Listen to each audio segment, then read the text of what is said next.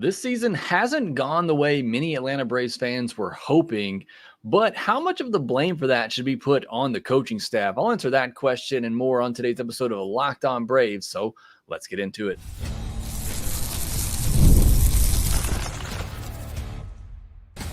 You are Locked On Braves, your daily Atlanta Braves podcast, part of the Locked On Podcast Network, your team every day.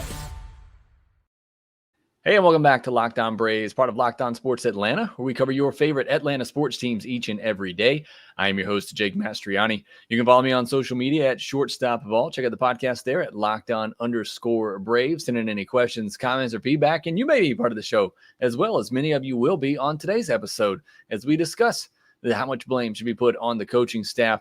If you're new and watching on YouTube, hit that subscribe button, hit that thumbs up button as well so others can find us. If you're listening on the audio version, please leave me a 5-star review on Apple, Spotify, wherever you get your podcasts. It does help out the channel a ton whenever you do that. And if you're an everydayer, let me know down in the comment section below. Really do appreciate hearing that from all of you. Thanks for making Locked On Braves your first listen of each and every day. And thanks to Doc's Cards, an everydayer here who is also an everydayer, second listen, obviously, Doc, of Locked On Arizona Cardinals. So thanks for letting me know that. We are going to talk about the coaching staff today. Big topic. A lot of comments I get are regarding Brian Snitker, the job that he's done this year, the rest of the coaching staff, specifically Kevin Seitzer, and the job or lack of hitting that we've seen from this offense this year. How much blame should be put on those two guys? We're going to discuss that on today's episode. Also, a little bit of news later in the podcast discussing Reynaldo Lopez, who finally got moved to the injured list. Is it anything major there? Or are they just trying to give him some more rest?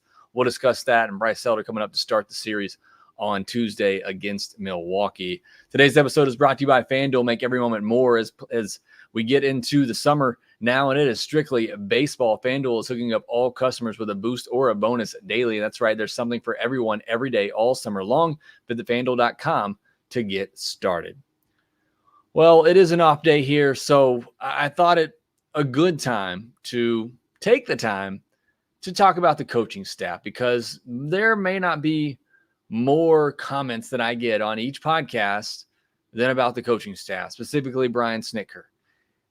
And maybe it is just the loud minority that I'm hearing on this, but I have so many comments every podcast, people telling me that Brian Snitker needs to go. He needs to get fired. He is the reason that this team is doing so poorly.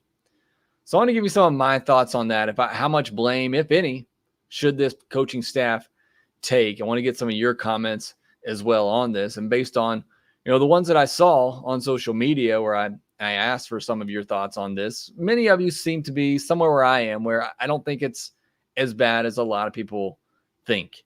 And let's keep in mind here, this team has maintained a record of around 10 games above 500, which is, they're 9 games above right now, despite losing several key players to injury. I mean, we're talking about I've said it, the NL MVP favorite coming in, the NL Cy Young favorite coming in, and Strider and Acuna. You spent 2 months without Sean Murphy. You spent a couple of weeks without Austin Riley, a couple of weeks and now more without Ozzie Albies, who's on the IL for the second time this year, 2 months without Michael Harris. I mean, they have dealt with tons and tons of injuries, and they are still in a postseason spot. They're still 9 games above 500. I think some could argue, and some did on social media, that you should be praising this coaching staff. And they deserve a lot of credit for keeping things together and that the wheels haven't completely fallen off. I'd push back on that a little bit and say that I still think this team should be better than they are. I think they should be closer to the Phillies. I know they are getting a little bit closer now with the Phillies, but I think they should be viewed closer to that top tier of teams in Major League Baseball than where they are right now, which I've seen some power rankings that don't even have the Braves in the top 10 anymore. And that just should not be the case, even with everything that's happened this season. So I think they have underperformed, but it's a lot that has gone against this team this year that has nothing to do with the coaching staff. But I still think they have underperformed to this point. I am very much of the belief that players play the game. And look, it's always easy to blame the coaches whenever the team is not performing. Nobody ever wants to blame the players, and it's much easier to get rid of the players. If the team isn't doing good, who's the first one to get canned? It's usually the coach. But the players are the ones who play the game, and they deserve most of the criticism when things are going poorly. All that said, I don't think this coaching staff is without some blame for the way things have gone this year. I'm going to bring up a couple of points real quick. First one, and this is the biggest complaint that I saw from all of you who responded to my post on social media, and it's the same biggest complaint that I have from this coaching staff. I have seen zero fire from Brian Snitker this year, all year long. And he's normally pretty laid back. I understand that. This is not Bobby Cox. This is not, my Bobby Cox growing up, has the all-time record for ejections. That's not him. The early years, he got thrown out 4 times a year, 3 times a year, 3 times a year, none in 2020, once in 2021, once in 2022, 3 times last year. He hasn't been thrown out at all this year. And I'm not going to sit here and say that, if he's gotten thrown out 3 times this year, this team would be better. There is no statistical data and evidence that can tell you that your coach showing fire, screaming at an umpire results in better success on the field. If you have that statistical data, I would love to see it. But as a fan who is pretty frustrated with the way this team has played, I'd love to see my manager show some of that frustration on the field. There have been plenty of opportunities this year. And again, I know Snicker's not that guy, but I feel like even with his laid-back approach, we still have times throughout a season where we see him get upset. I don't think I've seen him leave the dugout during a game this year. I really don't think I have. If he has, let me know. I watch just about every game and I certainly follow every single one. I cannot remember a time this year where Snicker has left the dugout. I was going to get to this AA, but AA mentioned in the comments section here. I have seen more in his interviews here lately. You had the debacle in New York where you had, Kelenic and Laureano not on the same page with, was there a bunt call on? And you heard his disgust after that one. You heard it as well after this latest loss on Sunday. I think you heard some of his frustrations in his post-game interview there. We're talking about just need to go and take a couple of showers because that's how, bad it was. So I think you have seen more of that here lately from him in interviews. But as Richard Ryle says, I want to see him stick up for his players. There have been so many bad calls, and I'm sure there's bad calls against every team. But when you're struggling as bad as this Braves team has at times and nothing seems to go your way and you're getting rung up on a pitch that is way off the plate and you got, your own players who are talking to the umpire and your manager seems to just not care at all, that is somewhat of a problem for me. You want to see guys, or you want to see your manager stick up for his players. You want to see some sort of life from your manager, and I just have not seen that at all this year. And again, I will preface and say, I don't know that makes any difference with the way things have gone this year. Again, who's to say if he had been thrown out a couple of times or we'd seen him pitch a fit on the field, if that makes any difference. But we do know for a fact, and we know that Bobby Cox did this all the time, that he would go out there to take up for his players. There are times where they've said Bobby didn't even know what it was that the player was upset about, but he would go out there to defend his player and to light a spark. And we haven't seen that at all from Brian Snitker this year. So that is my number one complaint. And again, it's a complaint that maybe means nothing in regards to what happens on the field. My second complaint is just the lack of preparation offensively. Last year, the Atlanta Braves led all of baseball with a .321 batting average in the first inning of games. You all know how great the Braves were in first innings last year. That was over 30 points higher than the second best team last season. We all know last season, historic year offensively. It's not fair to compare every year to that season. But this year, they are 15th in average in the first inning at .241. That's an 80-point drop from last year. But even looking beyond the first inning, it just feels like a lot of hitters are going up there with no game plan. And that, to me, speaks to poor preparation coming into a game, which I think is reflective of Kevin Seitzer. So that's one thing that I've noticed this year is just a lack of preparation offensively, a lack of ability to adjust in game to what a pitcher is doing to you, something they did so well last year that they just haven't done a great job of this year. And I get it. There's injuries. It's not the same roster, but it just feels like the lack of, and I'm not in these rooms. I'm not in the pregame setup and hearing what they're talking about. I'm sure they're going over this stuff, but it just doesn't feel the same this year. It feels like the at-bats, sometimes I feel like I know what the pitcher is going to throw, and these hitters have no idea. But the pitches that they take and the pitches that they swing at, they're taking pitches down the middle, they're swinging at pitches off the plate. It feels like it from a fan perspective that sometimes they just don't have a good game plan when they go up to the plate. And I've seen that far too much this year. I will say, I'll give an example of good preparation the other day, or good in-game adjustments. Pitcher the other day gets Marcell Ozuna to ground into a double play on an inside cutter. Next at bat, pitcher goes there again, and Marcell cranks it, turns on it, and you see him point to Kevin Seitzer, who, I'm assuming said, hey, watch out, he's going to come back to this pitch again, which is exactly what I think anybody would tell you, and he was ready for it. So, that is the positive where you could visually see that. There's an example that you can go to where that in-game adjustment has happened. And Ozuna's been the best player this year, so maybe, he's not the best example to go to, but I just feel like too often this year, the Braves haven't had a good approach at the plate.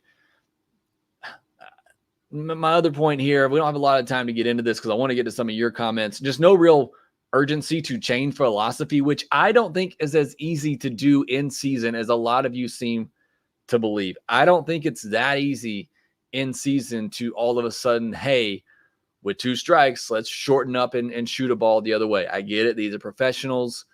They've never been asked to do this probably ever. Austin Riley, probably all his life, has been told, just use your power, get your A swing. You're a strong hitter. Now, I know Riley, maybe not the best example to bring up. He is somebody that says when he's going, he's aiming for that State Farm sign beyond the Braves bullpen at Truist Park. I just don't think it's as easy to all of a sudden change a philosophy for a team that was built to hit home runs and built for power to suddenly say, okay, in this count and this situation, maybe let's try your B swing. Let's try to just put the bat on the ball and flip one the other way. I don't think it's as easy as some people believe.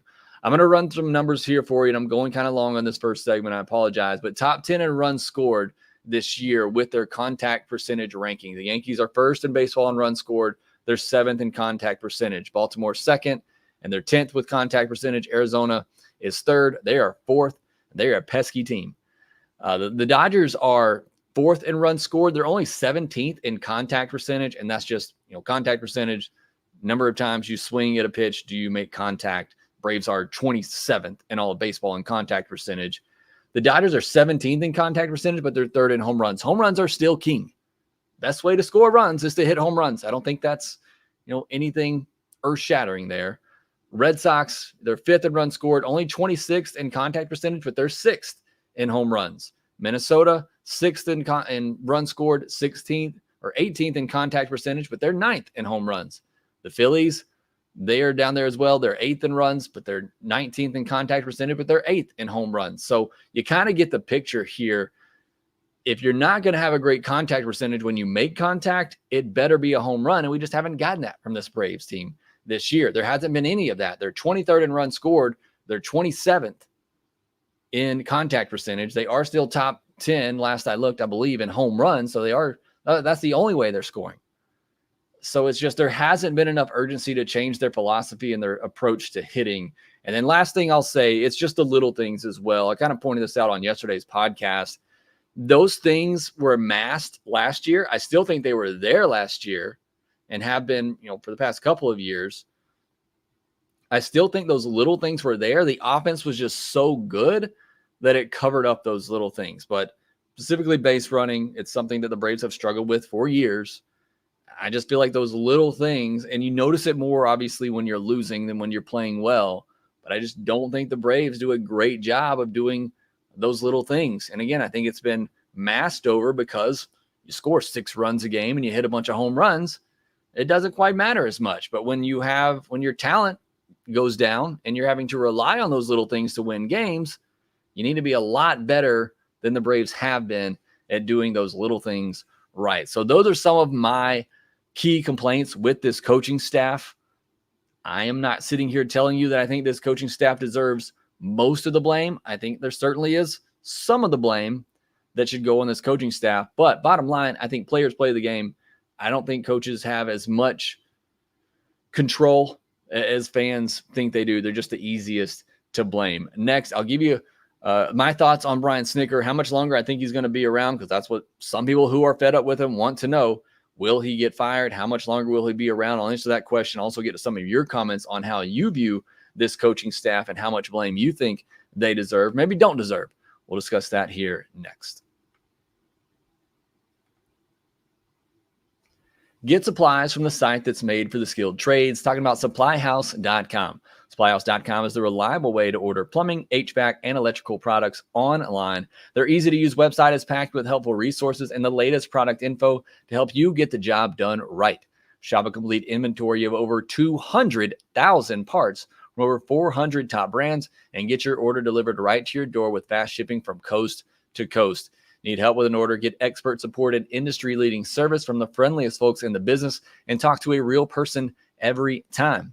Pros in the skilled trades can get a competitive edge by joining SupplyHouse.com's free Trade Master program.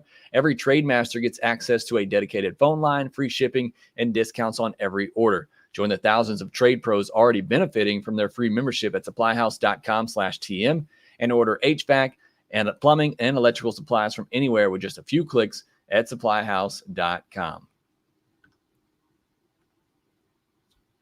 If you haven't already, make the switch to Locked On Sports Today, a free 24/7 sports streaming channel program to bring you the biggest stories from the biggest sports. You can find it on YouTube or in the free Amazon Fire TV channels app, part of the Locked On Podcast Network, your team every day. Thanks so much to all those who are joining me here live. Kevin Anderson, Laura Bond in here, little Lee Docs Cards, telling everybody, hit that like button. Laura Bond says, Jake, please chime in on this. Should have Kelenic been benched for not getting that bunt down? I believe that completely changed the series. Who are you putting in? Kelenic's been rough.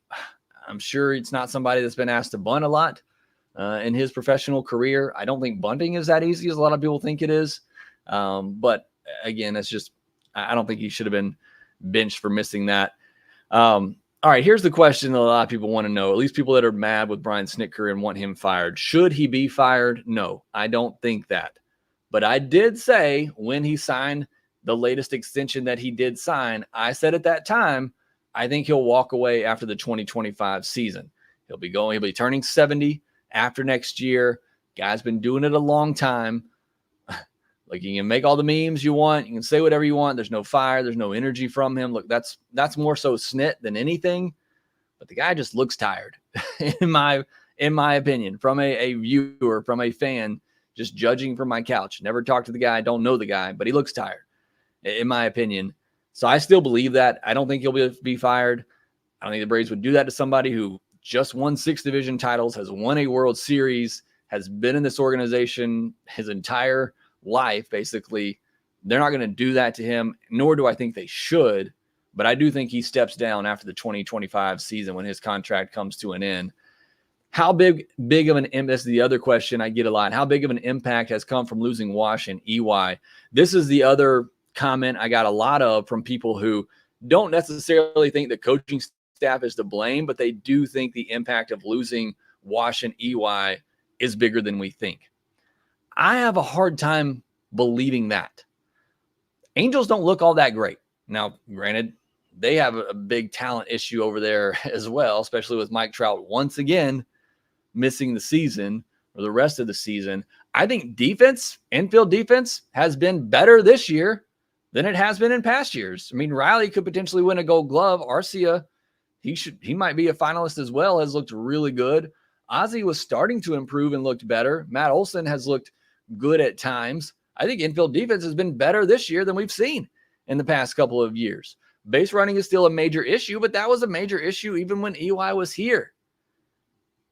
So in terms of on-field difference, I don't think there's been anything on the field that has been impacted by the losses of Wash and EY. And the only thing I'll say, and I've maintained this, and I said this in the offseason, the only thing I worry about is that those are the two guys that keep everything loose in the clubhouse. Those are the two guys that, keep everybody lively. They keep everybody, their spirits uplifted, whatever you want to say. Those were those two guys that no matter what, that's what they were going to bring. Can't say, enough about Tom Goodwin and Matt Tuiasosopo to say whether or not they're doing a good job of that. We just don't have that insight and knowledge. We can speculate from our couches, but we don't truly know that. The only thing we do know is that all the players, all the media members who, are able to spend more time in there and have better access say that everything in the clubhouse is great. So it's hard for me to really believe that Wash and EY losing those two guys has had that much of an impact. Maybe I'm wrong. Maybe you disagree. Certainly some of you do. But I don't believe that has been the reason for some of this bad play. Because like I said, some of the things that those coaches did, I feel like have been just as good or just as bad in terms of base running as it has been in the past, or better. Defensively, like I said, infield defense, I think is better this year than it was last year. So those are some of my thoughts on the coaching staff. I want to get to some of your thoughts as well. Also preview the game on Tuesday with Bryce Elder getting called up, Reynaldo Lopez going to the IL. We'll do that here next.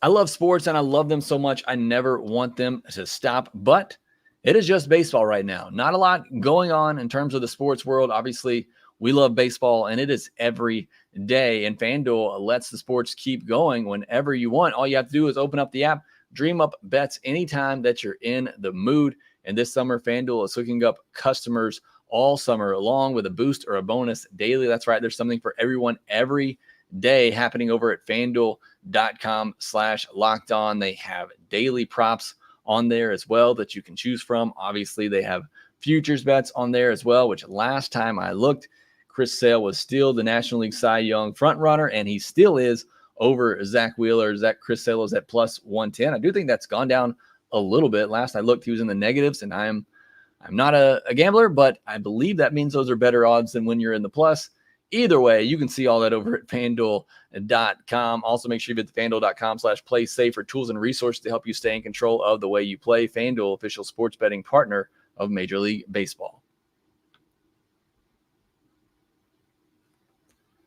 All right, I want to jump into some of your comments really quickly because we had some really good comments on there. I had a ton of comments.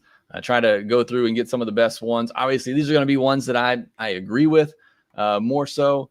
But Albert Destrade says, so the thing with the Braves is they've always won despite in-game decisions. Snit made the guys loose and work Pell mentality because he's not a hothead. He's old-fashioned, show up to work every day. The issue is when you don't have the overwhelming talent, the in-game mistakes are more glaring. And I agree with that. I feel like for, who this team should be is it's just a team that is strictly going to win based on talent because they are more talented than everyone else. They're healthy. I still believe that's true. And the job of the manager is just to manage those personalities, make sure everybody is loose, make sure everybody is healthy. And Brian Snitker does a great job of that over 162. But I agree, when the talent's not there, those in-game decisions become more important. And, Brian Snitker maybe doesn't excel quite as well as we would like. So I do kind of agree with that comment there from Albert Aaron. They've done a great job to be where they are with all the injuries. They should get credit, not blame. So there's somebody that's arguing for the fact that the coaching staff should get more credit and less blame for where this team is. Jeff Long, very little blame for the coaches when you've lost more WAR than you have on the team and you still have a shot at the playoffs. So again, somebody else going for more credit for the coaching staff rather than blame with everything that's gone against this team. I agree with Manuel point here, except for the last one, which is the point that I normally always am on board for. But Emmanuel says, not all, but some blame. One, Snit has shown no fire at all, which is where I absolutely agree with him. There's been some awful calls go against the Braves, and Snit has not been there to defend his guys. Two, Seitzer can't be sure because his job is in the background. But for Seitzer, can't be sure because his job is in the background. We don't know what's going on there. But after more than half a season gone, I would have liked to seen some adjustments, more of a contact approach, cut down on all the strikeouts. I certainly agree with that. I don't think it's as easy in season as maybe we believe it is, but I would have liked to seen some approach change, and we haven't seen any of that.